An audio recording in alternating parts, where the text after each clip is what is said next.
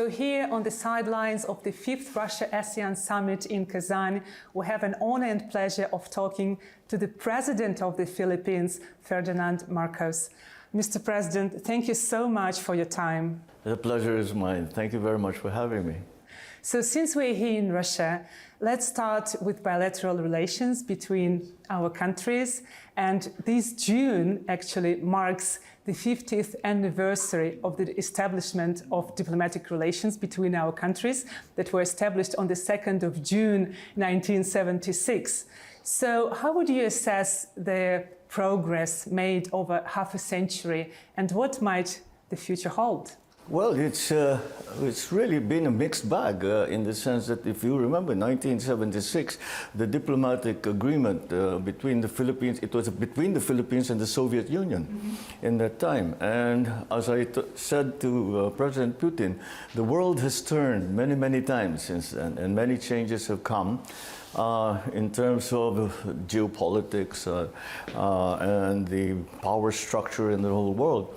But nonetheless, I think the Philippines-Russia relationship has endured through all of that. Yeah? And we have seen that it was really the people-to-people relationship that has always been the bedrock of our relationship, and we have moved forward a great deal.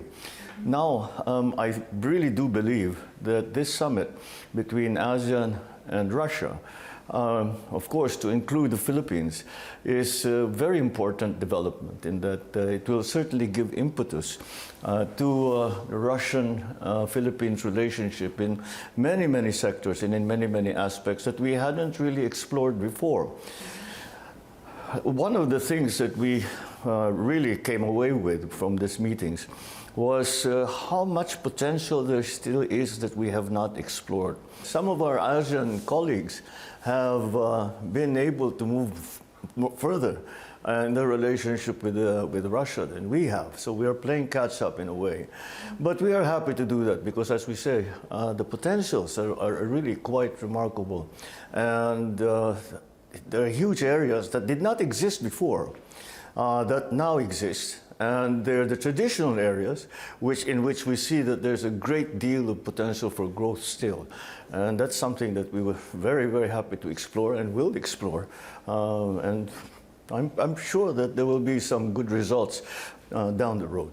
Speaking about bilateral trade between our countries, it actually grew more than 5% year on year in the first quarter of this year. But I guess we still have some potential, as you have just mentioned. So which steps do you think should be taken, or maybe already being taken, to give a boost to bilateral trade between our countries? Well, there's many mechanisms that are available to us.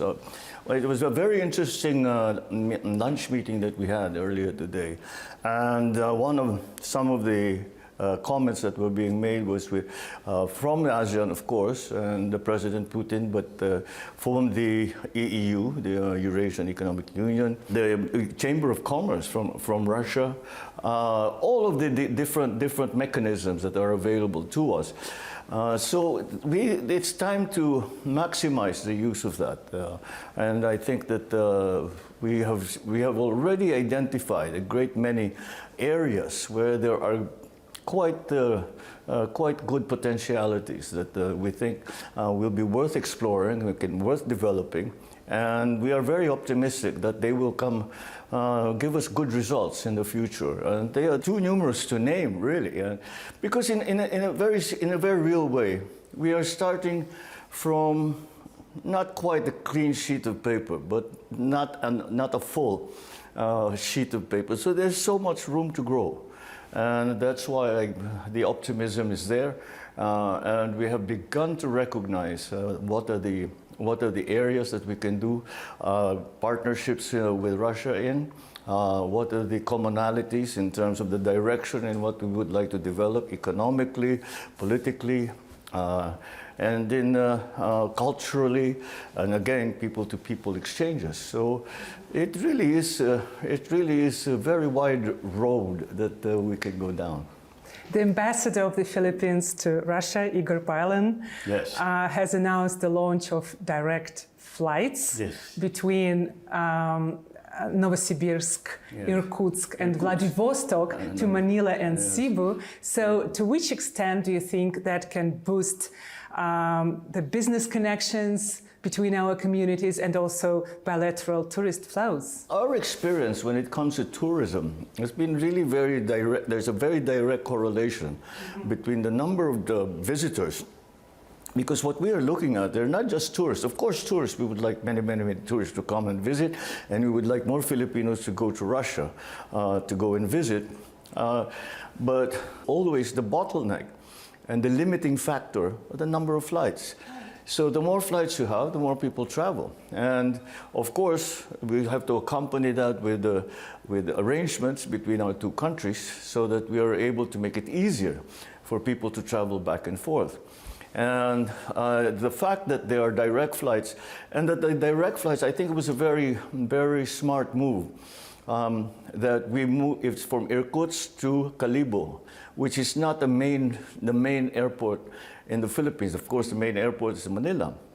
But what has happened in the recent past, that people have to go through Manila and then take another flight to go to wherever it is they would like to go. To explore the country. So now we go direct. And that's something that's been the effect of our policy of developing regional airports.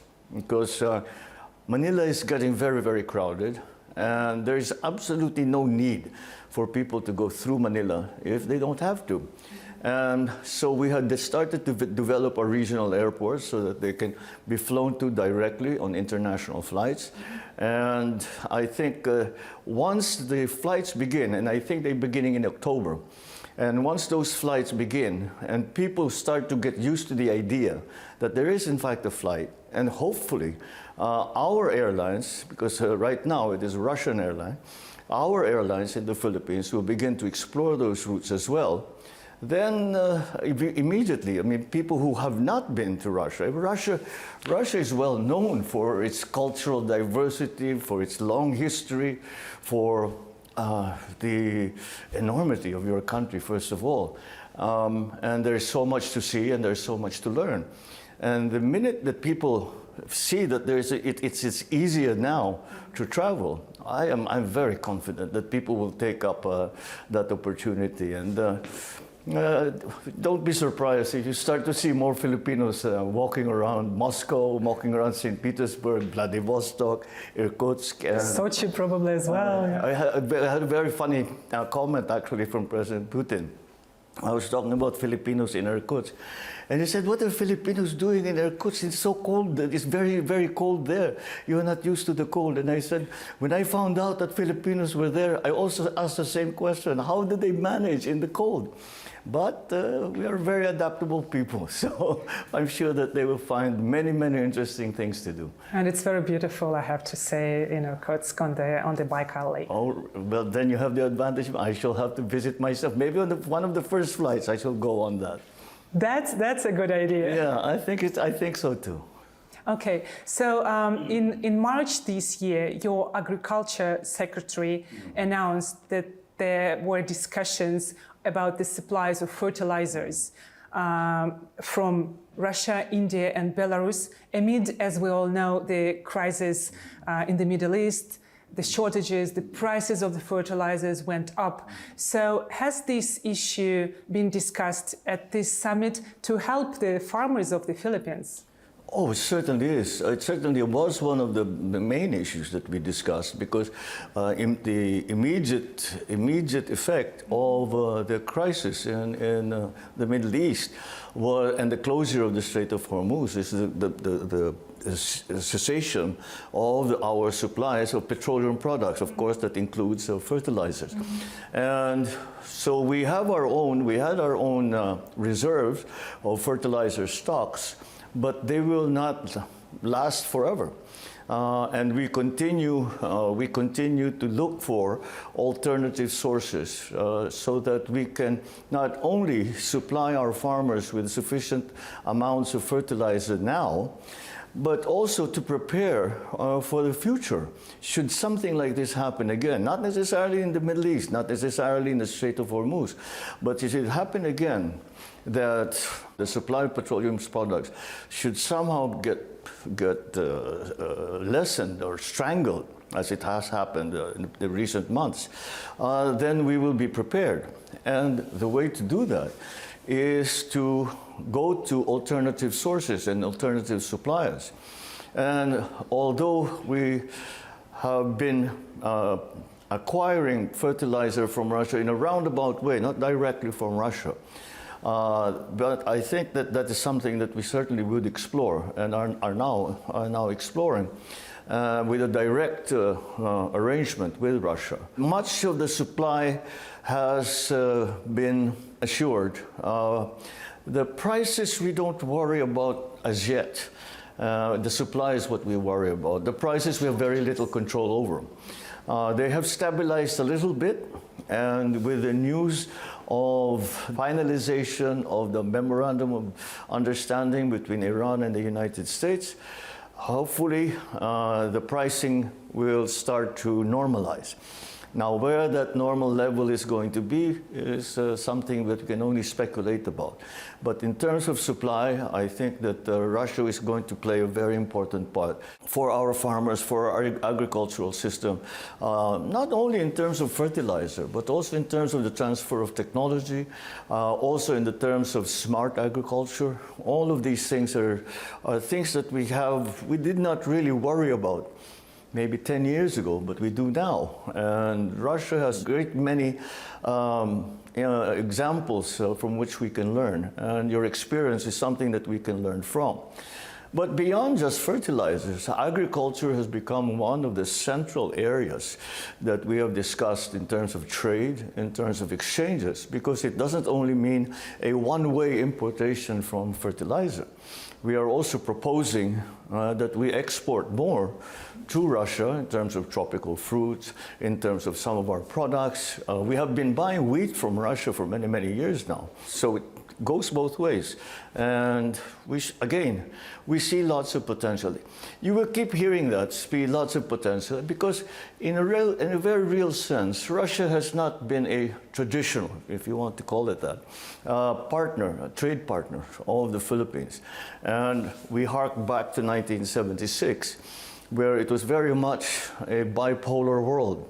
Right. Where there was on the one side were the Western nations, shall we call them, and that was how they were referred to in the past, and the Soviet Union. And the Philippines was very much allied with the United States. And so it did not develop in the way that it would normally have had that bipolar arrangement not been present. But now things have changed. It's a multipolar world, and that gives us many, many opportunities. And like I said, because in the past that trade relationship has not been particularly strong, then there's much, much more potential to make it strong. It is not a saturated market by any means, and we intend to take full advantage of that. The Philippines has imported over 2.5 million barrels of oil. So could you consider Russia as a permanent fossil fuel supplier for your country? Maybe is there any discussion on some contract to be signed in this field? Well, I cannot see why we will not continue what we have started. As I said, although the search for non-traditional partners, non-traditional suppliers, really became more intensive in terms of oil products, became more intensive during the crisis in the Middle East. It's something that we had already been undertaking, and looking for non-traditional suppliers of any kind of trade goods, any kind of commodity. This is something that we feel has always been necessary for us. We feel that in the past we have grown a little complacent in saying, oh, don't worry, we will always get more supplies from this place. We've been traditionally trading with this country, and that will always be there. I think we've come around to the new way of thinking that no, they will not always be there. Things are very volatile.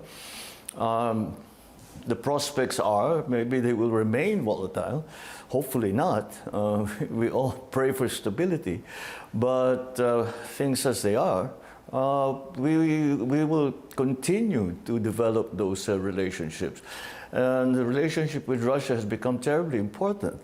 We are very grateful, actually, to Russia for being a good friend to the Philippines, especially in the crisis time, starting late February when the war began in the Middle East. And that is something that we will continue to promote, and we will hopefully continue to develop. And I'm quite optimistic because I don't see anything that really stands in the way of that. And the way forwards is for me is not full of obstacles. In the contrary, it's quite a clear road to the future. Also, from what we know, the Philippines is about to commission its first nuclear power plant by the year of 2032. And also Rosatom of Russia is developing small nuclear power plants projects. So how close are those projects to practical implementation? And do you see Russia as one of the key partners in developing your country's own nuclear program, among other countries as well? Well, there are two elements to that. One is the technology. Is technology ready? Is the technology ready to be used as a actual power source?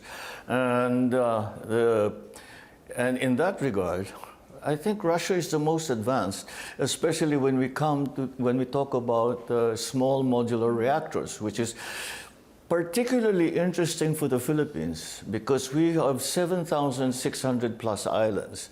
And it is impossible for us to build submarine cables to every place that needs power.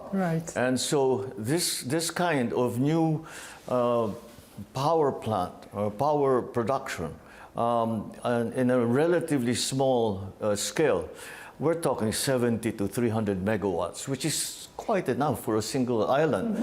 And there is room for future growth. They're modular. You just add on and add on and add on. Russia is actually one of the most, if not the most advanced in terms of making the technology available to the general public. There are many pilot projects around the world in SMR, many projects, but it's only, I think, Russia that has some commercial actual plants that are running, that are no longer pilot projects or experimental projects. And that is one of the areas that we spoke at length about with President Putin, because it's something that we have already been looking at in terms of our shift from fossil fuels to renewables. That has taken a bit of a hit because of the oil crisis, but I think once things become more stable, we will go back to the trend of reducing our dependence on fossil fuels. And nuclear power has now moved away from a dangerous source to something that is, in fact, regarded as a renewable source of energy. And so the future is bright in terms of us having the kind of power generation that we clearly are going to need in the next years. And Russia's offer is different from what we get from other countries. The offer that we get from other countries in terms of any kind of nuclear power generation, has been to build plants. Russia talks about building an ecosystem around those plants, not just a single, just come and construct the plant and go away. It includes training, includes a transfer of technology, includes research and development.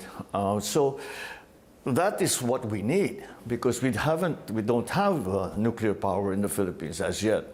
And if we are to enter into that, we will have to develop that ecosystem. And Russia is well advanced when it comes to constructing and creating those ecosystems. So if we could transfer that kind of program to the Philippines, it would be to great advantage, especially with the advent of data centers, of AI, with the exponential demand that it requires for power. We have to examine all the possibilities and all the potentials. Then that is one of the best ones. Nuclear power is one of the best possibilities. Mm-hmm. Let's move to Russia-ASEAN partnership. And this is the 5th Russia-ASEAN summit, and it's a continuation of a dialogue that has been in place for 35 years. So how would you assess the development of this partnership? In terms of ASEAN, it has steadily developed, but not at a particularly high rate. Although there are exceptions within the member states of ASEAN, where some countries have gone further than other countries.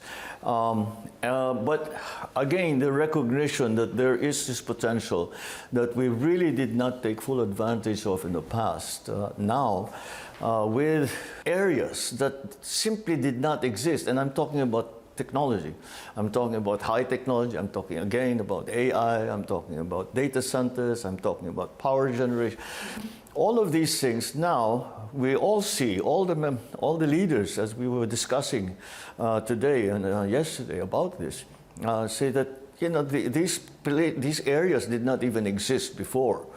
And Russia has taken a very much a leading role in many of these areas, and so the potentials are there. You will hear the word potentials constantly because we have not really fully developed them as best as we can. And I suppose it's a kind of momentum from that bipolar world. We are growing up fast, in other words, and we are changing very much the outlook in terms of who we deal with around the world and what are the things that we can do together. So it's very much a new day. It has been a constant increasing engagement between ASEAN and Russia. But I think this summit, this meeting that we had, has provided a great many ideas that we are all very interested in. And I really think that if we were progressing in a straight line, I think that will curve upwards very, very soon. At St. Petersburg Economic Forum, Russia's Ministry of Energy offered a whole package of initiatives in the field, starting from internships for specialists to creating a common gas market. So how high is the interest of your country, of yourself in these projects? Very high, very high.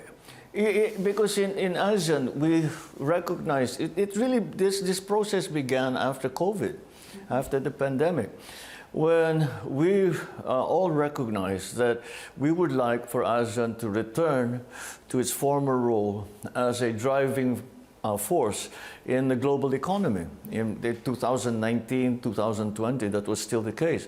But after COVID, everything changed. And we talked very much about supply lines and supply chains being ruptured and having to put together those supply chains.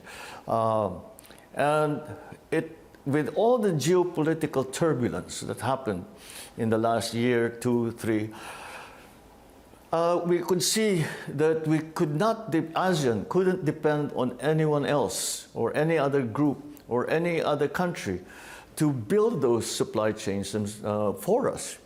And so we very much came together and said, well, we'll just do what we can within the region. And each country, of course, will engage their partners. And that process just continues to grow. And again, with the war in the Middle East, we are reminded again of those lessons that you cannot take this development of supply chains and being more robust and creating hubs for logistics, creating hubs for technology development, for data transfer, all of these things. We cannot wait for any other country. And so ASEAN has taken it upon themselves, and that's why we have started to talk about the common electrical grid for ASEAN. We have started to talk about petroleum reserves that will belong to ASEAN. We also started to talk even in terms of agriculture, rice reserves, food reserves, all of these things. Because if things happen that are outside of our region, that will affect our region, we have to be more robust and stop being so, again, to use the same word, complacent.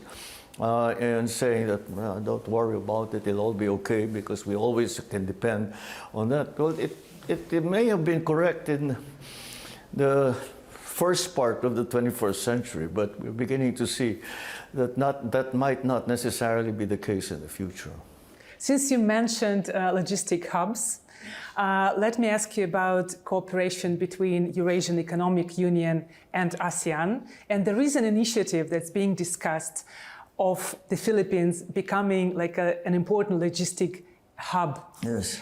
Given its geographic position. Yes. So, as for you, what steps should be taken so that this idea is put into place? Well, I think it's natural for the Philippines to be that hub. Right.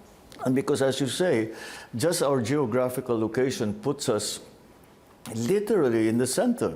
Manila is a 4 hours or less flight away from every single major Asian capital. And immediately that gives us an advantage. And in fact, that is part of our economic planning, to take advantage of that geographical location and to put together investment packages, investment incentives, to change we've changed some of our laws, we've changed some of our tax structures, we've encouraged certain aspects of that investment atmosphere, and we have tried to make the Philippines a more attractive investment destination. And I dare say we have begun to succeed, as we are beginning to see a great deal of interest coming in from, again, non-traditional partners of course, our largest trading partners had always been the United States, Japan, Europe, not so much, but now more and more. And then now we talk about Russia. And again, it's another very, very interesting and exciting proposition for the Philippines that much of the logistics requirements for Asia can be centered in the Philippines, so before distributing it to the rest of our region. So yes, it is one of the plans that we have for our own country. And we've tried to incorporate it into the plans of ASEAN as we try to develop those supply chains. We try to develop an interdependency between member states, not only within ASEAN, but of course now we talk about Asia and the Indo-Pacific region. Since you've mentioned the United States, the Philippines annually holds Balitacan military exercise with the United States. Yes. That is growing in scale, yes. And now Japan is also sending its units to the exercise. And we know Manila says that it doesn't want to be drawn into any sort of geopolitical game or something like that. But this exercise may touch the interest of China. So how do you manage to maintain the balance under these circumstances? The policy of the Philippines is really very simple in those terms. The government of the Philippines is duty-bound to protect its territorial integrity and the exercise of our sovereign rights.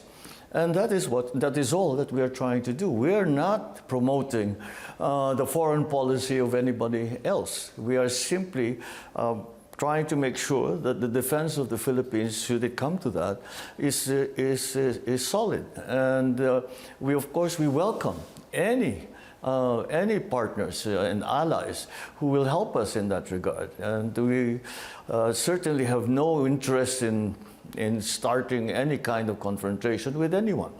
And in this particular case, I don't think that it could be said that the Philippines has been aggressive in any way. We are simply defending our territoriality. We are simply defending our sovereignty and the exercise of our sovereign rights. But again, the Philippines is not a powerful country militarily, especially. Maybe economically we're doing better, but militarily it's not been a priority. Because once again, we have no interest to go beyond our territory, simply for the protection of our sovereignty and of our territorial rights. And so it is a simple way that we can keep clear in our thinking what it is that we are in fact doing. Are we trying to, again, are we subscribing to another bipolar world? We are not. We reject that notion because the bipolar world no longer exists. It's that simple. And during the summit, we talked a great deal about a multipolar arrangement. And I think that is the right thing to do because simply that is the best way for us to continue to maintain some kind of stability and to manage some of these challenges and to manage some of these conflicts. And thank God none of them are outright conflicts, but these, shall we say, differences in territorial claims, for example.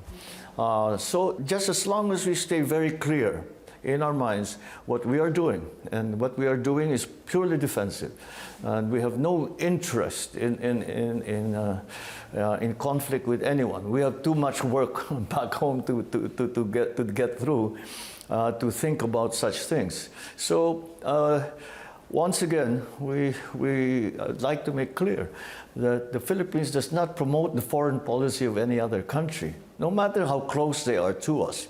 The Philippines promotes the foreign policy of the Philippines. And I always describe the Philippine foreign policy is very simply explained.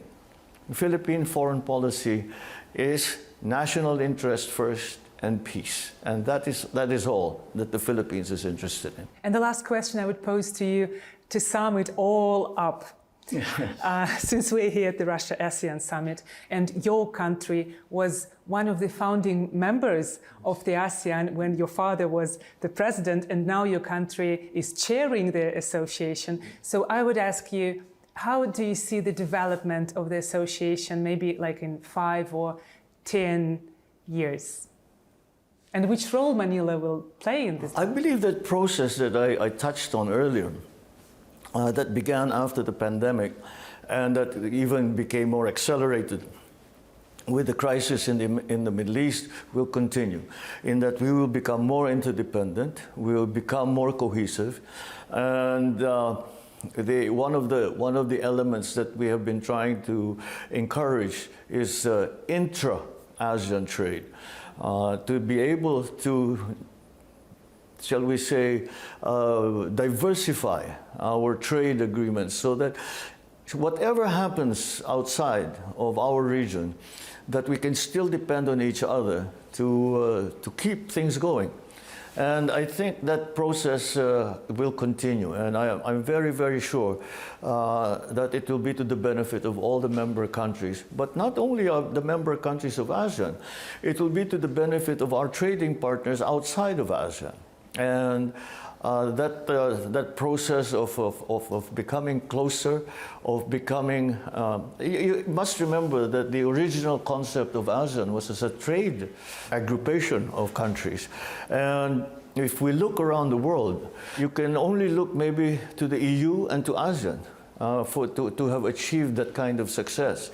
And we know that. We in ASEAN know that. And that's why we will invest in that success and continue to encourage that development, that interoperability, that interdependence, and that cohesiveness in terms of policy and in terms of our common shared interests. Thank you so much, Mr. President. Thank you very much indeed. Thank you.